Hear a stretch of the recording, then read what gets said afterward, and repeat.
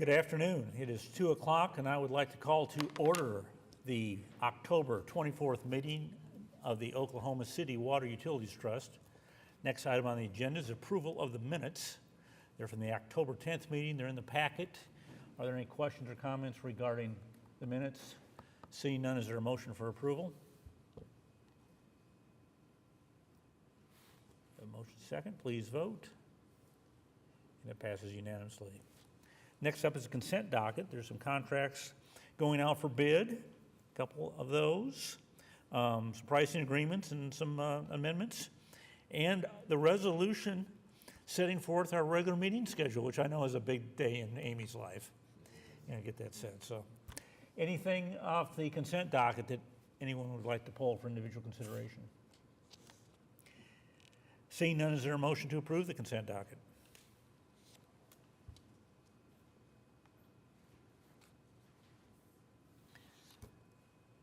We have a motion and a second, and it passes unanimously. Next up is a concurrence docket. There is one item on it. It's a change order for the pedestrian bridge over the Northwest Expressway. It includes no Aquit funds. Any questions regarding that item?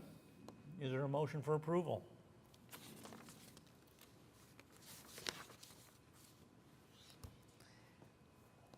And it passes unanimously. There are no emergency construction contracts on the agenda today. So next up are items for individual consideration. Item A is a request for proposals to be advertised to solicit financial institutions for commercial paper, and a resolution authorizing the general manager to designate general counsel, bond counsel, and the Oklahoma City Trust financial advisors negotiate agreement for the successful proposer. Vanessa. Yes, good afternoon. Good afternoon, Chairman and Trustees. Vanessa Aguilar with the Utilities Department. We also have with us in the audience, we have the Public Finance Law Group represented by Meredith Morgan. We have Aquit's Financial Advisor, PFM Financial Advisors, Dennis Whaley, and Aquit's Finance Staff, Jiffy John Samuel as well, as part of these next few agenda items. This agenda item that we have before you is a part of the recommendations that were presented by PFM on September 12th, which help us look at addressing the challenges in order to execute our capital improvement program timely. Our commercial paper program that we utilize has a credit agreement that is due to expire in June 4 of 2024. In order to timely solicit and negotiate for a new credit facility provider and a new agreement, and in order to have the capacity needed to continue to execute our capital program, it is recommended that we do a solicitation now. The solicitation will allow us to do an RFP for approval, and also the agenda item approves for negotiation and scope of services for our professionals that are listed in the resolution. The timeline anticipated with the RFP, we will have a non-mandatory pre-proposal meeting on November 7th. The deadline for proposals is due on December 6th of 2023, which will give the selection committee time between December and January to make a selection, recommendation, and start the negotiation process. We anticipate to come back to Aquit with a recommendation for a credit agreement approval by March of 2024 timeframe, tentatively. And so with this, we'd like to recommend for this item for approval, and we're available to answer any questions. Any questions for Vanessa? So this is kind of a big deal. Kind of a big deal, isn't it? Pretty big deal. I mean, are we talking notebook paper or like Post-it note paper or something like that? Just clarifying that. All right. Can we take items A1 and 2 in one motion?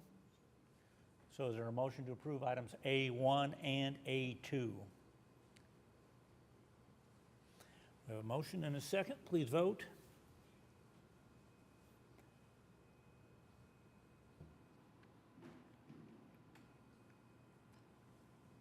There we go. And it passes unanimously. Item B, 1, 2, and 3. B1 is to amend the Oklahoma City Water Utilities Trust debt management policy.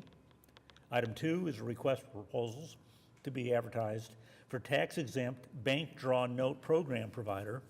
And item 3 is a resolution authorizing the general manager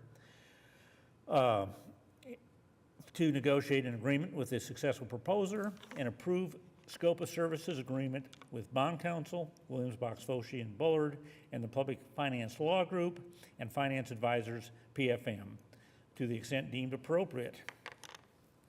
Vanessa? Yes. So this item also addresses the need to have sufficient short-term financing in order to execute the capital program. So this request for proposal is to complement our existing program that we utilize for short-term financing, which is our commercial paper program. This request for proposal is a solicitation from financial institutions for a 5-year interest-only draw note program. So this will help us fund specific projects that we've identified, which includes the Second Atoka Pipeline, South Canadian Wastewater Treatment Plant in the first 5-year period, and should we have the opportunity for a second term, it would also help us finance the Deer Creek Wastewater Treatment Plant improvements. And so the initial recommendation for breaking this out into its own financing program is these specific projects that I mentioned are multi-generational projects that have high construction cost. They have a multi-year drawdown period, and they have a blended financial life that's over 30 years. So we're recommending to take these out onto its own program that's financed by a bank draw note program. The capacity that we're looking for in this RFP is $750 million to fund these programs over the 5-year period, with subsequent takeout to long-term debt. And so that takes me to one of the items that's included in this recommendation, which is to amend Aqua's debt policy. The proposed amendment to the debt policy would be included in this is to make sure that the term of the debt matches the blended financial life of the assets, which in this case, it's longer than 30 years. So we would be looking at a financing mechanism for long-term that matches the useful life of these assets that are being financed. And so the timeline is very similar to the other RFP that I mentioned. We would have a non-mandatory pre-proposal meeting on November 7th. Proposals would be due on December 6th, giving time for the selection committee to review, make a selection recommendation and negotiation, coming back to the trust for consideration of an agreement in 2024. And so with this, we're happy to answer any questions, and staff recommends for approval. So Vanessa, how often would we go out, as we're building up that debt, basically as we're doing construction, how often will we go out longer on the debt? I mean, is it an amount, like at a certain, once we reach a certain amount of that short-term debt that we take it out long? And so I think it is going to depend based on the proposals that we get from the financial institutions to see what it is that they're proposing on the unallocated, uncommitted use, whether it may be tranches over the 5-year period, or ideally what we were looking for was a 5-year period, interest only, and then take that out into long-term at the end of the 5 years. All right, thanks. And what do we think the lifetime of those assets are?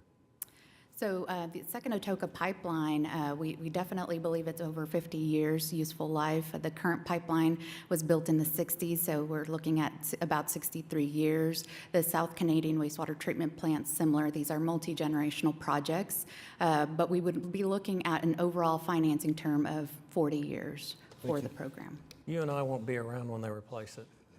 I'll still be here. I'm okay. So Vanessa,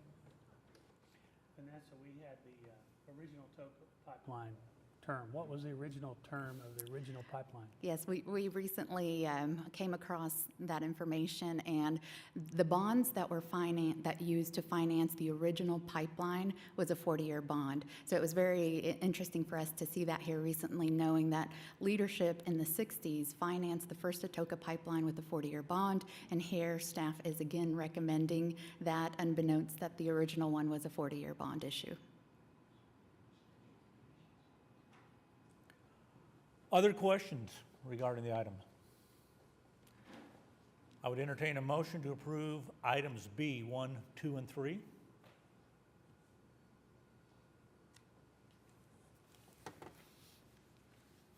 A motion is second. Please vote. And it's approved unanimously. Item C is a resolution declaring the intent of the Oklahoma City Water Utilities Trust to expend certain funds in connection with the certain water and wastewater system improvements, with said expenditures to be reimbursed from the proceeds of debt to be incurred by the Oklahoma City Water Utilities Trust, and containing other provisions related hereto. Yes, good afternoon again. So this resolution here authorizes the trust to reimburse its cash reserves for pay-as-you-go expenditures that it's already incurred. And this is specific to the Second Atoka pipeline projects that have already been awarding, that we've already been paying out, and also for South Canadian wastewater treatment plant. So this resolution allows us to, in an upcoming tax-exempt financing, to reimburse said costs. And so whether it be the bank note program or a future tax-exempt bond issuance, whichever one comes first. Very good. Is there a motion to approve item C? We have a motion and a second. Please vote. It's approved unanimously.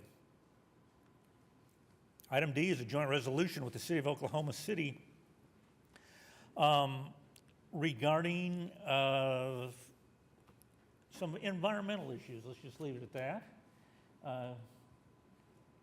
Mr. General Manager, is someone going to talk to us for a minute about that? You want to do that, or we want Matt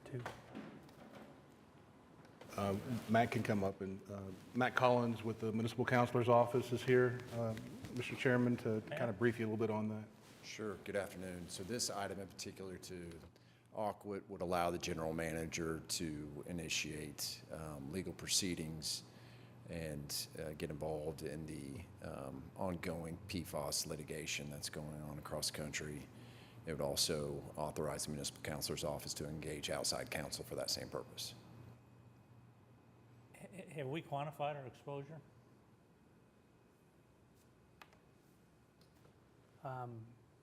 John Bannon from the wastewater quality superintendent could provide a short answer.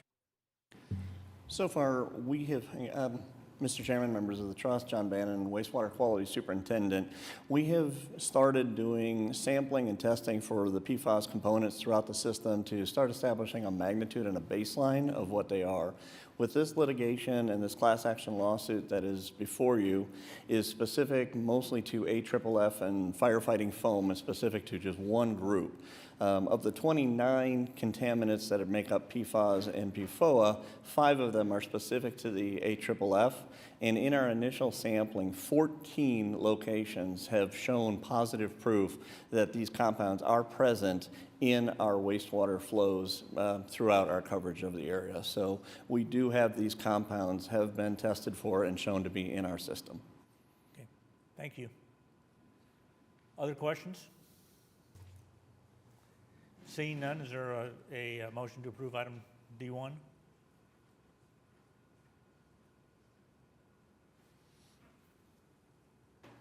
Motion to second, please vote. And it passes unanimously. We will not be going into executive session. Items from the trustees. Seeing no one taking the mantle on that, so we'll move on to general manager reports. Mr. Weingart? Mr. Chairman and trustees, on our pro forma, we are within the bounds of our expectations for revenues and expenses, so we're on target. And the second item, wastewater quality operations review. Mr. John Bannon, our wastewater quality superintendent, will cover that and introduce his staff. Okay, thank you. Mr. Chairman, members of the trust, John Bannon, the wastewater quality superintendent, and it's an opportunity and a great opportunity for me to be able to present to you today a little bit on our pre-treatment program, which encompasses PFAS, PFOA that we were just talking about. Also, I'd like to introduce our pre-treatment supervisor, April Kyle, and our pre-treatment coordinator, Michelle Allmiller. We have one other pre-treatment coordinator. He is out on leave right now, and so they're here with us today. I have the privilege, actually, of running a section that is kind of end-to-end in what we do. We're here to protect what our businesses and consumers are putting into the system, getting it to the treatment plants, and then treating it and getting it into the environment in a safe and compliant manner. So within my section, we have 3 distinct units between pretreatment, the pumping and lift stations, and then, of course, the treatment plants. In this, we have our industries that the EPA regulates and directs a lot of where and what we have to test for and what we do. And we have 231 of those industries are actually permitted within our service area. In the recent years, we've begun a commercial program, or FOG, fats, oils, and greases, and at the current time, we have over 2,900 restaurants that we monitor every year for the grease. The interesting thing about grease in our system is about a third of all of our sanitary overflows that end up coming out of the system and into the streets, a third of those are all caused by grease stoppages in our system. So properly regulating the communities and the industries that are putting that grease into our system directly contributes to reduction of those sanitary sewer overflows in the system.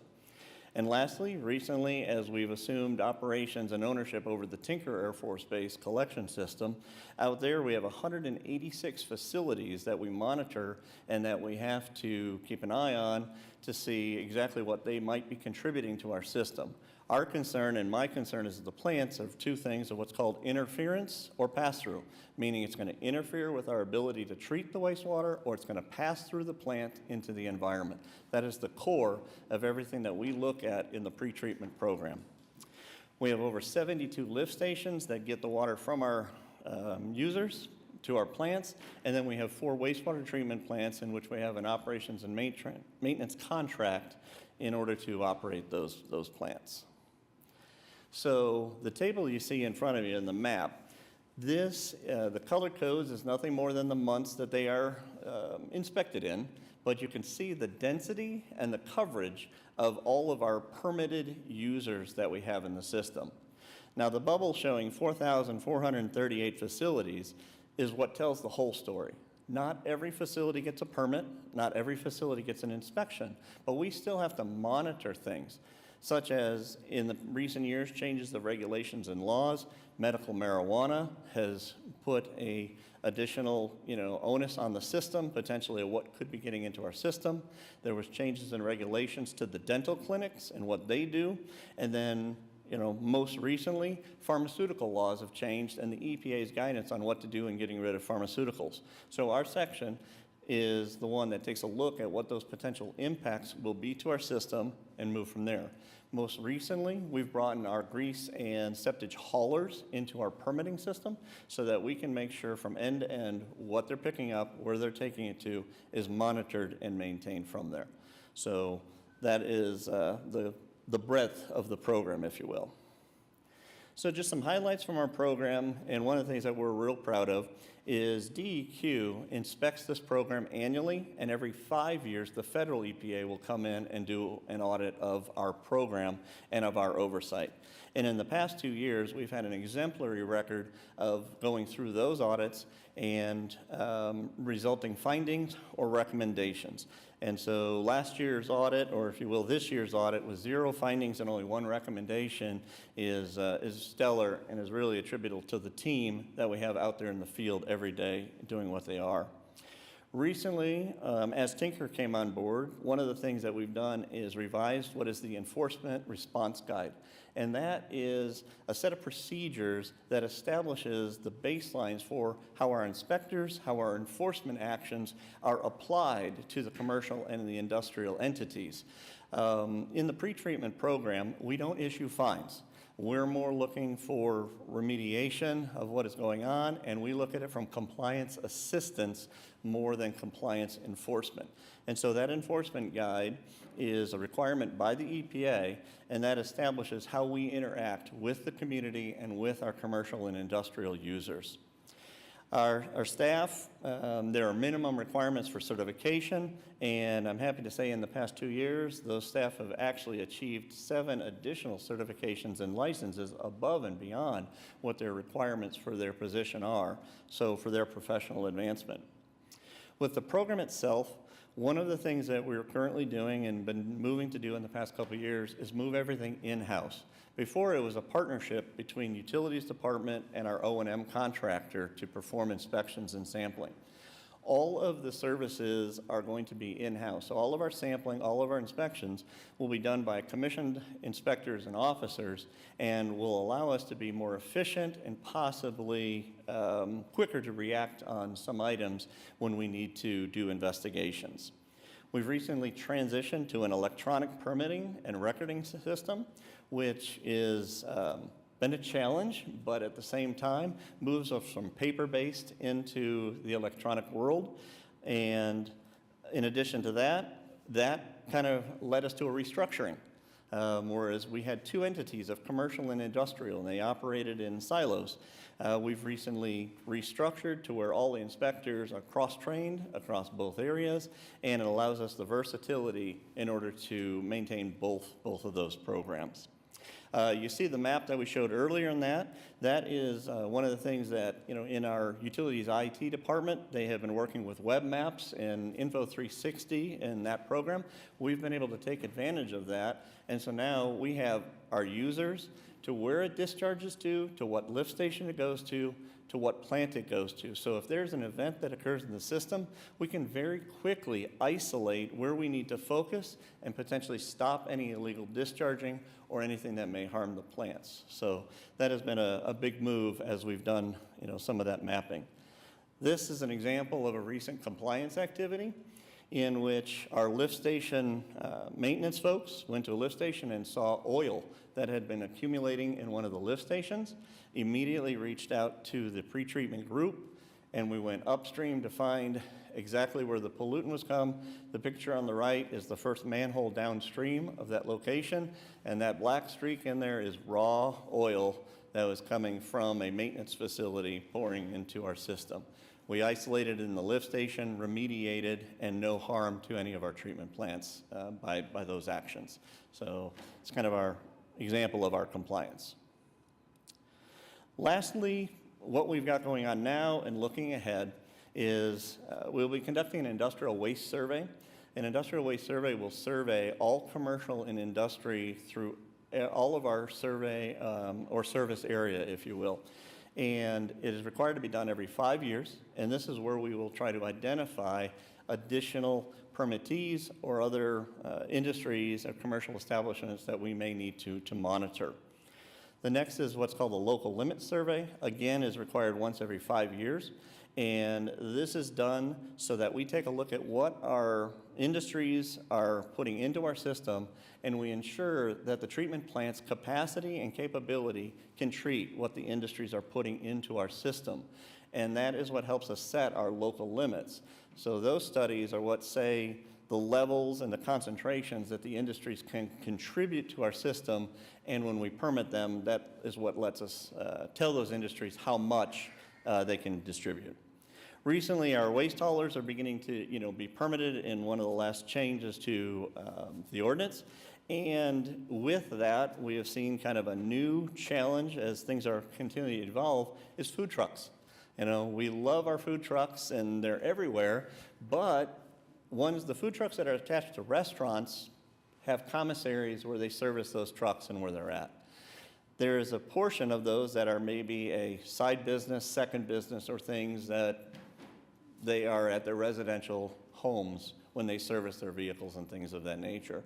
So in our section, we're working through how do we address a change of business and a new business model that's out there and still protect our systems to make sure that they're not going into the storm sewers and provide them a location to be compliant with their dumping and things of that nature. The Fats, Oil, and Grease program, I introduced that as FOG because that is the common vernacular throughout the industry for it, where we've been calling it commercial for a number of years. It is really going to be more of a FOG outreach. It's best management practices and it's enforcement of not only a commercial and a restaurant, but fats, oils, and grease. The animal fats in restaurant is what we're concerned about. These aren't a gas station or an oil change location. Those are on the industrial side. So again, outreach and education is going to be huge because we can get a huge amount of fog that is causing these line stoppages can be coming from our neighborhoods and places that we don't necessarily regulate. So we'll be looking to see how can we educate our users to not put grease or fog down the drain and impact our system. And lastly, the PFAS and PFOA regulatory challenges. So as the water department and the water quality section has been addressing regulations that have come out, in the wastewater side, we're expecting next year in 2024 for regulations to come out, and in the next 3 years following that, we will have additional regulatory challenges to meet. So we're currently taking a look at our baselines, our magnitude of the problem, and preparing ourselves with data and information so that we can work with the engineers to see, will it impact our treatment systems? Will it impact our pre-treatment customers? So with that, I thank you for your time and entertain any questions if you have. Any questions? Yeah, you mentioned the discovery of an oil discharge into the system, and I guess when the source was identified, the culprit, was it an accidental act, or was it intentional, or what do you know? What I would do we say know about that? accidental. Most of these facilities tend to contract with a service company to come out and pump out their grease traps or oil water separators. And in this instance, the business was not properly oversight of that contractor, and so the contractor was taking liberty at not potentially doing the job as well as it should be done, which resulted in the oil passing through the treatment system that should have collected it. So what we find, and that's why I do like compliance assistance, is usually once you bring things to their attention, they immediately address it with their environmental officers, their management, and tend to be very responsive, I should say, once we get involved. Thank you. I've got a real quick question on the PFAS. Is the PFAS, is that what has contaminated some of the water supply around Tinker Air Force Base? Groundwater? It is one of the things that Tinker does sample for and looks for, but that's among other things. There are many Superfund sites due to a lot of different contaminants, and in what we've seen in a lot of areas out of Tinker Air Force Base, there is a greater concern probably from fuels and hydrocarbons polluting the water supply more than actually the PFAS being a contaminant of the drinking water supply from what we've seen at this point. Thanks. Other questions? Thank you. Thank you. I'm not aware of any citizens to be heard. There's no other business, so therefore we are adjourned.